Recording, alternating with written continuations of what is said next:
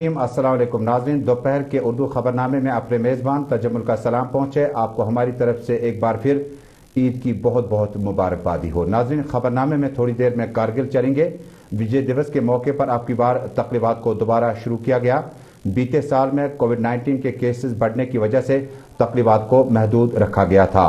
इसके अलावा छमजोड़ी अखनूर में रात के दौरान जम्मू कश्मीर पुलिस और CRPF ने सर्च ऑपरेशन चलाया था। और आखिर पे जिला बड़गाम चलेंगे, जहां पर कीमतें जो है ईंटों की बहुत ज्यादा है, तामीर की काम जो है मुतासिर होने का खदशा है। लेकिन शुरुआत करते हैं जम्मू कश्मीर से अभी तक की सबसे बड़ी और अहम खबर के साथ। नाज़रीन, कारगिल दिवस के मौके पर अब की बार 400 बाइकर्स जो है वो उधमपुर से बाज़ाब्ता तौर पर पहुंचना शुरू हो जाएंगे।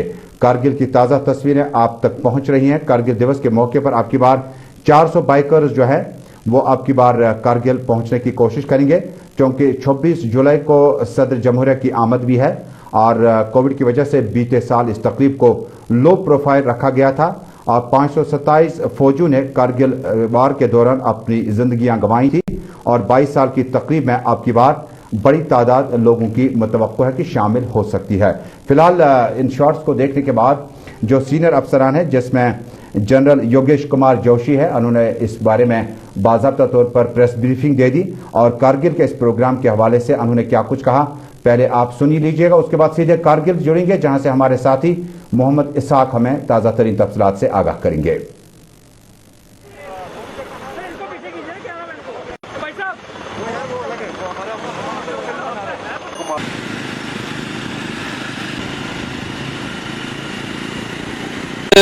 Made by the brave soldiers of the Indian Army are not only recognized but also remembered, so that they continue to inspire the current and the future generations of the country. So therefore, today this effort of ours, this motorcycle rally that we are undertaking, is to remember the fallen heroes during Operation Vijay, and also to revive, rekindle and invigorate the spirit of patriotism amongst the youth. On the 7th of July, I had flown over Batra Top in a Sukhoi. That was the day when one of my company commanders, Captain Vikram Batra Paramveer Chakra, had laid down his life. And today, I am undertaking this motorcycle rally to remember all the fallen heroes of the Indian Army who have laid down their life for the nation.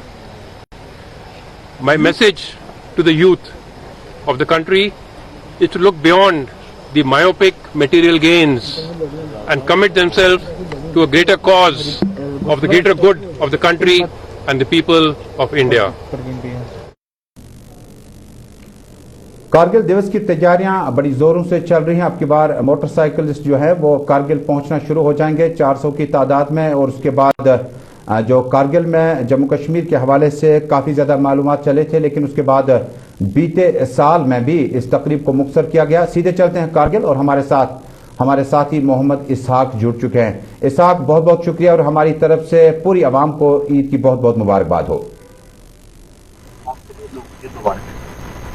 पहला सवाल होगा कि कारगिल में आपकी बार तैयारियां किस तरह से हैं और सदर जमहूरिया की भी आमद है, तो किस तरह के इंतजाम किए जा चुके हैं? जी, आपको बता दें कि जिस तरह से पिछले साल कोविड-19 महामारी के चलते कारगिल विजय दिवस कोविड पैंडेमिक के चलते लो प्रोफाइल के हिसाब से मनाया था, सेलिब्रेशन किया था, बहुत ही जो है कम तादाद में सेलिब्रेशन किया था। लेकिन इस साल एक बार फिर कारगिल विजय को, ऑपरेशन विजय को बड़े पैमाने पर सेलिब्रेट करने जा रहे हैं द्रास वॉर मेमोरियल में। और कारगिल विजय दिवस की बात करें, कारगिल विजय दिवस के हवाले से इस बार president of India Ramnath Kovind जो हैं वो रथ लाइन के लिए आ सकते हैं और रथ लाइन सेरेमनी में पार्टिसिपेट कर सकते हैं। और साथ ही साथ 25 जुलाई को CDS chief of defence staff Bipin Rawat भी जो है कारगिल विजय दिवस के हवाले से, सेलिब्रेशन के हवाले से द्रास पहुंचेंगे। आपको बताते चलिए, इस साल तैयारियां काफी जोरों पे हैं और काफी हलचल देखी जा रही है इन दिनों कारगिल विजय दिवस के हवाले से। और सिक्योरिटी के हवाले से बड़े जो है इंतजाम जो हैं वो लगभग मुकम्मल हो चुके हैं। और कारगिल विजय दिवस एक बार फिर कारगिल ऑपरेशन विजय को एक बार फिर बड़े पैमाने पर सेलिब्रेट करने जा रहे हैं और उन शहीदों को याद करने जा रहे हैं जिन्होंने जो है कारगिल 99 वॉर के दौरान ऑपरेशन विजय के दौरान अपनी जान गंवाए हैं हमारी सुरक्षा के लिए। तो साथ ही साथ आपको बता दें कारगिल विजय दिवस के दौरान जो है इस तरह की खबरें भी आ रही है कि बॉलीवुड के जिस तरह से अभी रिसेंटली जो है शेरशाह जो मूवी बनाया है करण जौहर और उनके शेरशाह के कास्ट भी टीजर जो है वो कारगिल विजय दिवस के दौरान लॉन्च कर सकते हैं जिसमें फीचर किया है डिपिक्ट किया है कैप्टन विक्रम बत्रा को। तो कारगिल विजय दिवस के हवाले से आपको बता दें तो जनरली तैयारियां जोरों पे हैं और बड़े पैमाने पे एक साल के गेप के बाद एक बार फिर कारगिल विजय दिवस को सेलिब्रेट करने जा रहे हैं। बहुत बहुत शुक्रिया। इसाक हमारे साथ कारगिल से बराह रास्त जुड़ चुके थे और तफसीलात से हमें आगाह कर रहे थे। कारगिल विजय दिवस के मौके पर 400 बाइकर्स जो है 26 जुलाई को सदर हिंद की आमद भी है और जिसके साथ ही कारगिल में इंतजाम को हतमी और आखिरी शक्ल देने के लिए तैयारियां जोरों पर है। आपको याद दिला दूं चूंकि 527 फौजियों ने अपनी जिंदगियां गंवाई थी और 22 साल इस तकरीब को कोविड-19 की वजह से बीते साल में मुख्तसर और महदूद करना पड़ा था, लेकिन अब की बार जम्मू कश्मीर के साथ साथ अहम शख्सियात का पहुंचना कारगिल तकरीबन तय है और कारगिल दिवस पर इंतजाम को हतमी शक्ल देने के साथ साथ अब की बार बाइकर्स जो है वो उधमपुर जम्मू से निकलकर कारगिल की ओर सफर के लिए रवाना हो चुके हैं।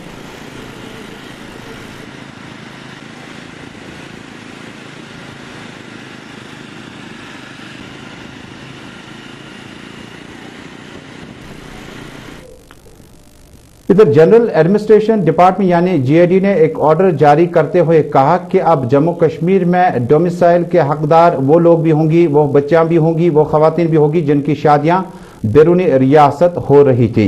इससे कबल जम्मू कश्मीर में 35 से 370 की मौजूदगी में यह कानून जो था मौजूद नहीं था।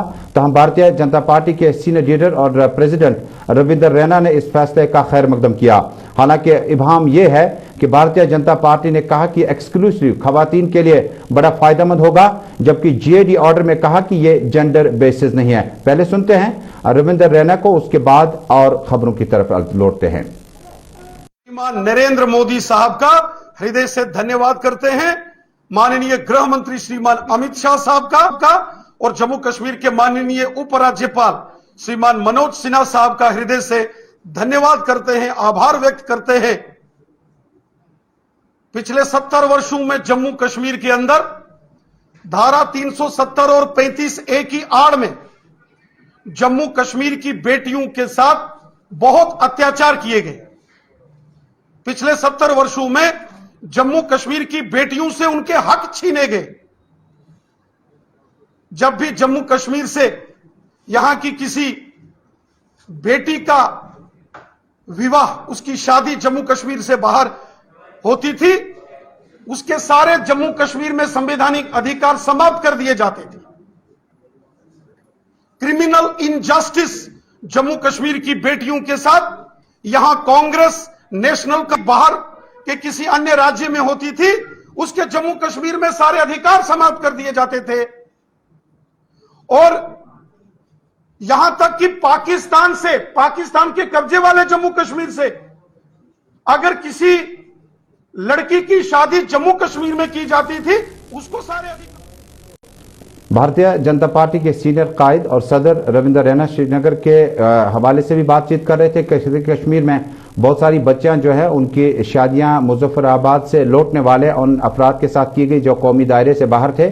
यह 2008 की बात है जब कौमी दायरे से बाहर लोग सरहद के उस तरफ गए थे और उस वक्त के वजीर आला उमर अब्दुल्ला ने रिहेबिलिटेशन पॉलिसी, बाज़ाबादकारी पॉलिसी के तहत उन्हें वापस लाने का दावतनामा भेज दिया था और वक्त गुजरता गया और यहां पहुंच गए। लेकिन रविंदर रैना ने दो अहम बातें की।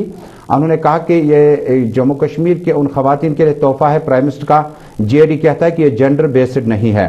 दूसरी बात, रविंदर रैना कह रहे हैं कि जम्मू कश्मीर में उन अफराद की वापसी के बाद उनके हकूक भी मसावी हो गए जिन खवातीन जो उनका ताल्लुक मुजफ्फराबाद या दीगर इलाकों से था। हालांकि जिनके साथ उनकी शादियां हुई उनका ताल्लुक शहरियत के तौर पर वो जम्मू कश्मीर से ही हैं।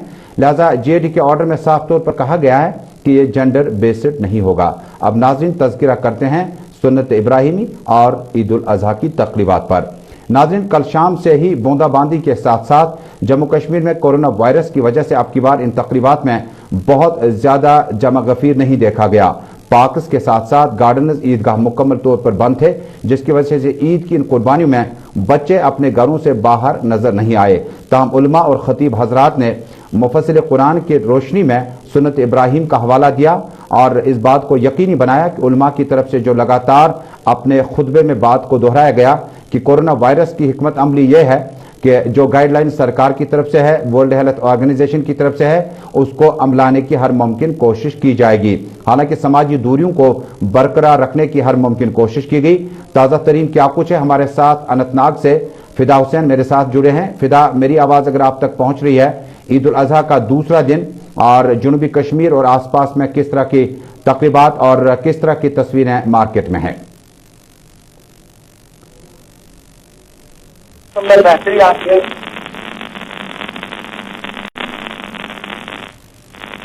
दिन भर अपने घरों में ही रहना पड़ा, लेकिन जिद के आगे वो फिर भी नहीं रुके। बारिशें थी फिर भी वो बाहर आए, पटाखे फोड़े गए, लेकिन आज काफी ज्यादा भीड़, काफी ज्यादा रश जो है वो सड़कों पर देखने को मिल रहा है। बाजारों में रौनक लौट आई है। अगर कल छुट्टी मनाई गई लोगों की तरफ से, क्योंकि लोग कल ईद थी, ईद नमाज थी, ईद नमाज के बाद लोग जो है वो अपने घरों में रहे, लेकिन आज कहीं ना कहीं पर सड़कों पर रौनकें नजर आई। ट्रांसपोर्ट जो है वो सड़कों पर नजर आया और लोग एक दूसरे से मिलने के लिए जो है बहुत सारे इलाकों में जा रहे हैं, मिलने जा रहे हैं अपने रिश्तेदारों के यहाँ, और कहीं ना कहीं पर छोटे बच्चों को आज एक बार पर आपने पुलिस या एडमिनिस्ट्रेशन की कार्रवाई को भी पाया, जहां पर समाजी दूरियों को और मास्क का इस्तेमाल मैंने देखा कि बहुत कम होने लगा है। क्या इस तरह के किसी जगह पर आपने जम्मू कश्मीर पुलिस या एग्जीक्यूटिव मजिस्ट्रेट्स को पाया? देखिए तजम्मुल, अगर हम एसओपी के हवाले से बात करेंगे, क्योंकि मास्क के बिना जो लोग हैं उनको हमने अरफे के रोज देखा, लेकिन कल एक बार फिर लोगों ने मास्क पहनी और लोगों ने फिर कहा कि नहीं, मास्क के बिना हम बाहर नहीं आएंगे, मास्क लगा के ही बाहर जाएंगे। लेकिन अब ये जरूरी है, क्योंकि एक तरफ से हम कोविड महामारी से लड़ रहे हैं और दूसरी जानब अगर हम पूरे मुल्क की बात करेंगे, पूरे मुल्क में कहीं ना कहीं पर एक चीज पर जो है इस वक्त काफी ज्यादा फोकस किया जा रहा है। और अगर हम इस वक्त पार्लियामेंट सेशन की भी बात करेंगे, वहां पर भी यही गूंज उठ रही है, और वहां पर भी अगर सेशन को कम किया गया वो इसी को देखते हुए कम किया गया, क्योंकि कोविड महामारी है। लेकिन यहाँ के लोग कुछ ऐसे होगा कि जनूबी कश्मीर, पुलवामा, शोपियान, त्राल, कुलगाम और मुतअद्दिद इलाकों में सिक्योरिटी ऑपरेशन बहुत ज्यादा रहे, तो क्या ईद के मौके पर लोगों की ईदगाहों, मसाजिदों और मार्केट की तरफ ज्यादा रश था, या साउथ कश्मीर में आपकी बार बीते साल के निस्बत कोविड-19 और बाकी मामलात की वजह से लोगों का रश कम है? अभी तजम्मुल, ईद उल फितर की बात करेंगे तो ईद उल अजहा की बात करेंगे। ईद उल फितर पर रश काफी कम था, लेकिन ईद उल अजहा पर रश काफी ज्यादा देखने को मिला। ट्रैफिक जाम इतना रहा कि जो आधे घंटे का सफर था वो 1.5 घंटे में तय पाया गया। लेकिन अगर हम कुल मिलाकर जनूबी कश्मीर की बात करेंगे, त्राल से लेकर अवंतीपोरा, अवंतीपोरा से पुलवामा, पुलवामा से शोपियान, शोपियान से कुलगाम और कुलगाम से अनंतनाग में नजर डालेंगे तो कहीं ना कहीं पे लोगों की काफी ज्यादा भीड़ और काफी ज्यादा जो खरीदारी है, चाहे वो बेकरी शॉप्स है, चाहे वो रेडीमेड गारमेंट्स हो, चाहे वो शूज की दुकानें हो, जहां कहीं पर भी हमने देखा भीड़ ही भीड़ नजर आई। और कल भी मैं बता दूं आपको तजम्मुल की, कल भी बच्चों के लिए जो है लोग जो है, जो माँ बाप है वो खरीदारी करते हुए नजर आए। तो इससे ये बात साफ जाहिर होती है कि माँ बाप ने अपने बच्चों को जो है उनको नाखुश नहीं किया है, उनको काफी खुश रखने के लिए उन्होंने कल भी शॉपिंग की है। और उम्मीद कर रहे हैं आज भी जो कारोबार से ताल्लुक रखने वाले लोग हैं वो आज भी उनकी दुकानों में रौनक जो है वो नजर आएगी। तजम्मुल, बहुत बहुत शुक्रिया फिदा हुसैन जनूबी कश्मीर से हमारे साथ जुड़ने के लिए, और आपको एक बार फिर हमारी तरफ से ईद की बहुत बहुत मुबारकबाद हो।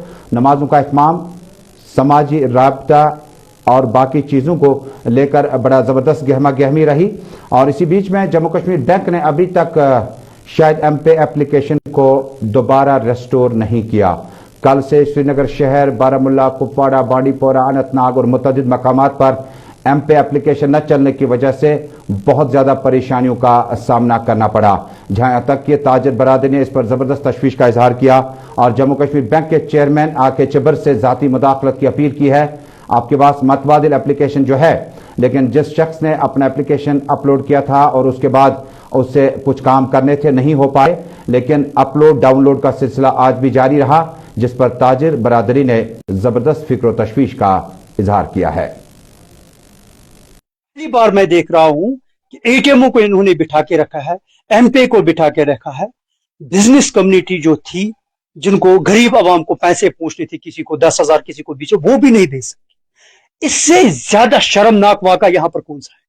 अभी आप देख लीजिए, गवर्नमेंट कहीं दिखती नहीं। पहले तो म्युनिसिपलिटी वाले आते थे, सफाई करते थे, ईद है, वो है, ये है, मगर आज मुझे सरकार कहीं दिखी नहीं। इनको चाहिए अब शर्म से डूबना चाहिए।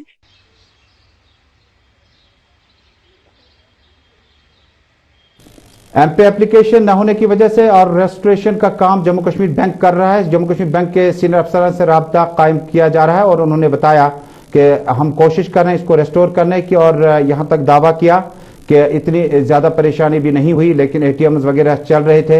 एप्लीकेशन कुछ वक्त के लिए नहीं चला, लेकिन उसके बाद इसको रेस्टोर दोबारा करने की कोशिशें लगातार जारी है।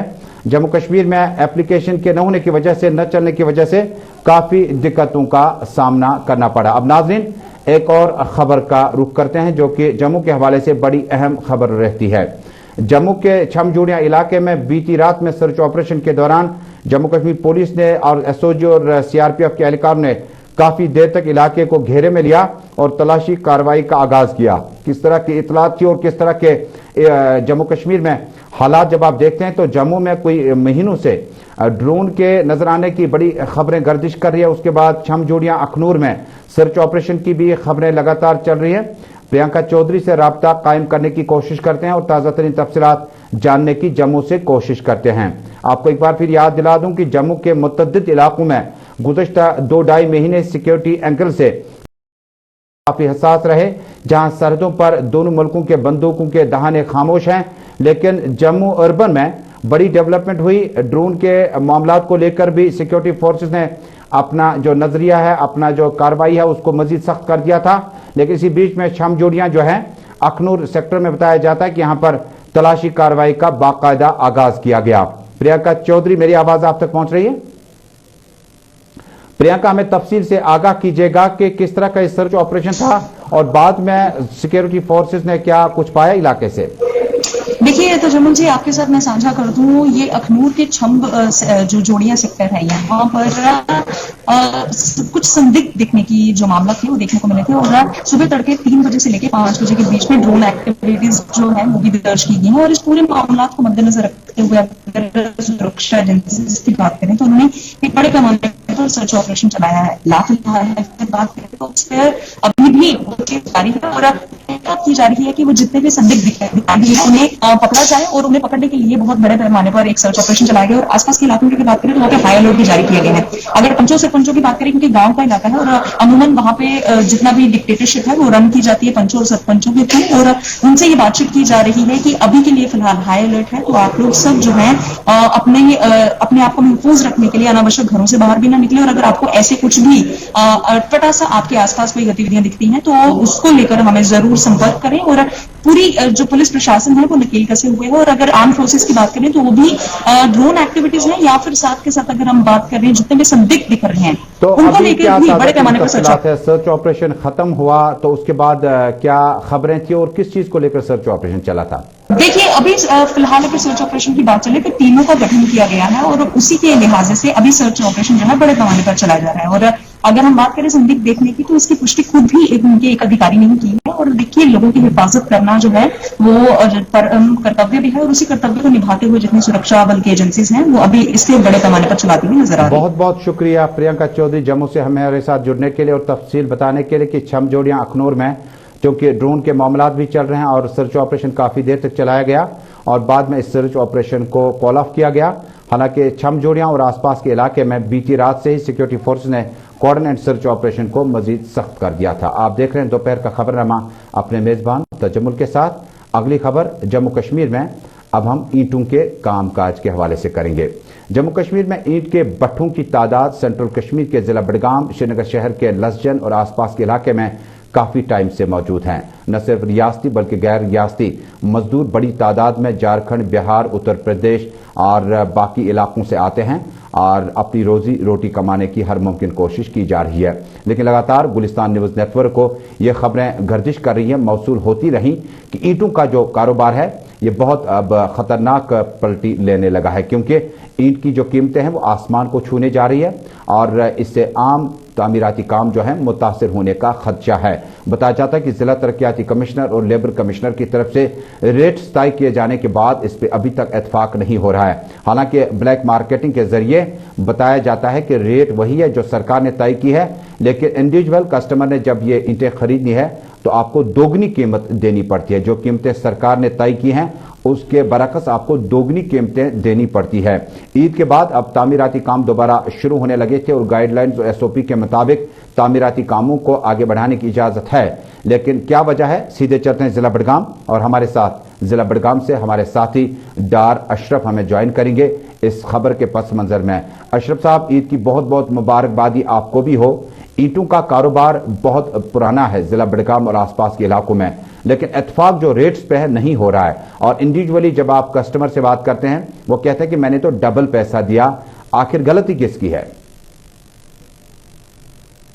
आपको भी ईद मुबारक। दूसरा एक, अगर हम जब बड़गाम की बात करते हैं तो कहीं ना कहीं ईद की बटों की बात पहले होती है, क्योंकि बड़गाम ही एक ऐसा डिस्ट्रिक्ट है जहाँ पर ईद की बटों की तादाद काफी ज्यादा है। मगर जब हम रेट की बात करते हैं तो गवर्नमेंट की तरफ से रेट फिक्स की गई थी जो कि 21,000 रुपए, जो कि फीस गाड़ी की कीमत गवर्नमेंट ने रखा था। मगर जब हम ईद के बटों ईटें लेने जाते हैं तो वहां पर उस तरह की रेट नहीं मिलती। कहीं ना कहीं 27 से लेकर 30,000 तक जो है एक गाड़ी की कीमत है। वायलेशन है, कई बार जो है ईद के बट का मालकान भी जो है डिप्टी कमिश्नर बड़गाम से मिले और उन्होंने डिप्टी कमिश्नर बड़गाम एक तहरीरी नोट भी दिया था कि जो रेट है वो सही नहीं है, क्योंकि जो इसके जो मटेरियल में लगता है, जैसे कोयले की बात करें जो पहले 80,000 रुपए में गाड़ी आती है वो आप कहीं कहीं उसमें भी चढ़ाव देखने को मिला। उसकी वजह से जो है रेट में वायलेशन आ रही है और लोग परेशान है। गवर्नमेंट और जो मालिकान है उनके बीच जो इस वक्त तानाशाही चल रही, उसके जो नतीजे हैं वो आम लोगों पे, क्योंकि इस वक्त कंस्ट्रक्शन का काम कहीं ना कहीं घर बनाना हो या गवर्नमेंट का काम हो, कहीं ना कहीं वायलेशन हो रही है। अब लोग परेशान है। दूसरा है कि आपने देखा हाल ही में जो है जो पत्थर के खान है वो भी खोल दिए गए, मगर रेट्स बहुत ज्यादा है, लोग परेशान है। कहीं ना कहीं गवर्नमेंट को चाहिए एक ऐसा रेट फिक्स करे जिससे जब आप जिला बड़गाम के इलाकों की बात करें, आपने पत्थरों का भी जिक्र किया, आपने ईंट का जिक्र किया, मुझे बताएं कि जो रेट सरकार की तरफ से जिस वक्त कसाबों ने लगातार यानी बुचर्स की शॉप्स जो है काफी देर तक बंद रही, बाद में उन्हें मनमानी को लेकर जो है सरकार को जो फैसला था मानना ही पड़ा। ईंट भट्ट मालिकान जो हैं उनके मुश्किलात हो सकते हैं, हम समझ सकते हैं, यहीं के हैं और मामलात भी हो सकते हैं।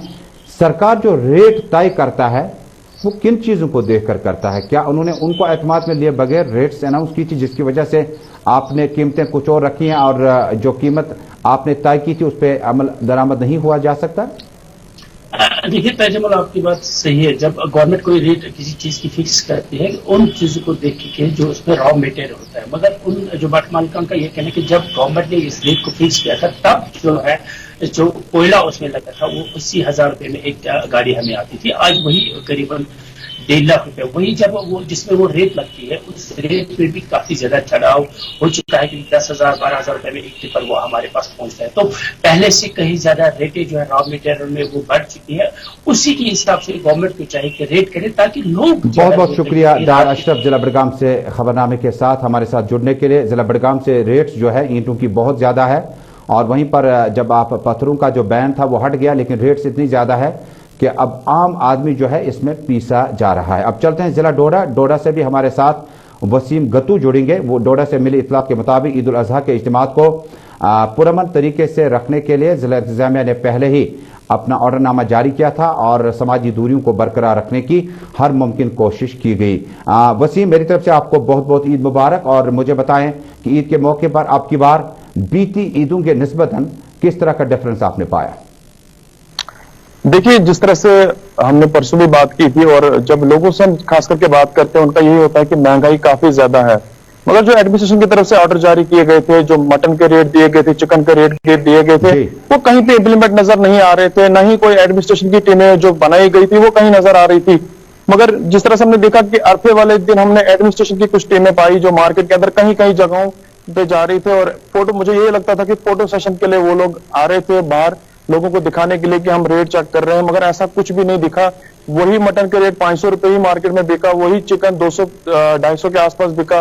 तो एडमिनिस्ट्रेशन की जो रेट लिस्ट जारी की थी उसका कोई भी असर देखने को नहीं मिला और लोगों की तरफ से साफ तौर पर नाराजगी ईद वाले दिन भी देखी जा रही थी।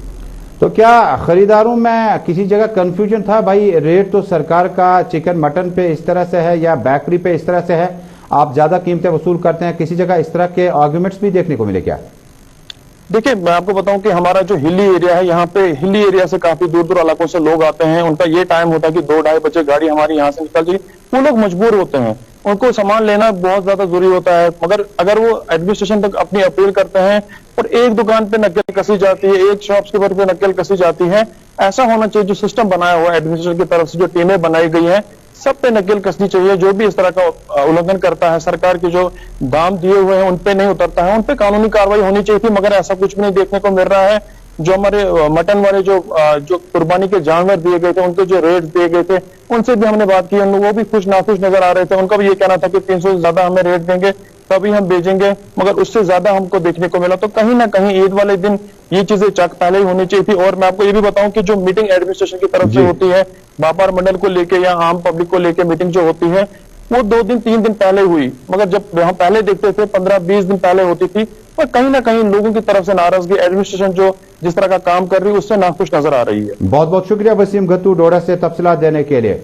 नाज़रीन, जम्मू कश्मीर के इस उर्दू खबरनामे में 2 अहम खबरें, मुख्तसर सी खबरें। एक श्रीनगर म्युनिसिपल कॉर्पोरेशन के सेक्रेटरी की गिरफ्तारी के बाद अब मजीद गिरफ्तारियां मतवक्कू है। जी हां, तफसीलात 4 बजे और 6 बजे खुसूसी बुलेटिन में, स्पेशल रिपोर्ट और ग्राउंड रिपोर्ट में कि म्युनिसिपल कॉर्पोरेशन के सेक्रेटरी की गिरफ्तारी और 5 लोगों की गिरफ्तारी के बाद अब मजीद गिरफ्तारियां हैं।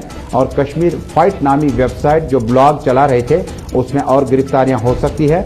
और इसके अलावा जम्मू कश्मीर के शुमाली कश्मीर के जिला कुपवाड़ा से बड़ी खबर आ रही है, जिसमें भारतीय जनता पार्टी के लीडर पर इल्जाम है कि उसने हमला ड्रामा कराया था, हमला कराने का ड्रामा रचाया था ताकि उसको सिक्योरिटी बढ़ा दी जाएगी। तफसीलात जरा देर बाद। फिलहाल उर्दू खबरनामे में इतना ही। अपने मेजबान तजम्मुल को पूरी टीम के हमरा दीजिए इजाजत। अल्लाह हम्दो नासिर।